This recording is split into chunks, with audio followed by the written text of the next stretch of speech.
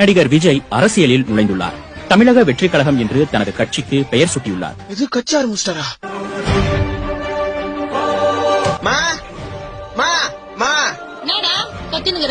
பாத்தியா என் தலைவர தளபதி தமிழக வெற்றிக் கழகம் கட்சி ஆரம்பிச்சிருக்காரு.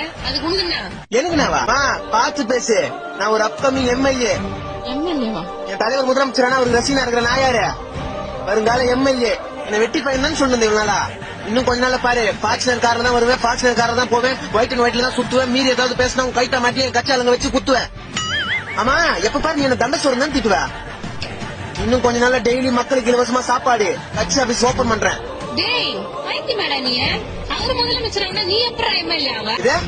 என் தலைவர் படம் வரும் முதல்ல நைட்டும் பகலும் அவருக்கு எத்தனை வால் போஸ்ட் ஓட்டி தெரியுமா? நாளைக்கு அவர் முதலமைச்சரான அவர் ரசிகனா இருக்கிற எனக்கு ஒரு எம்எல்ஏ போஸ்டிங் கூட கிடைக்காது. என் தலைவர் நினைச்சாருன்னா எனக்கு மந்திரி போஸ்டிங்கே கிடைக்கும். இனிமே நீயும் வீட்டுக்கார இந்த வீட்டுல என்ன கேவலமா பாக்குறதெல்லாம் இருக்க கூடாது. பிரச்சாரத்துக்கு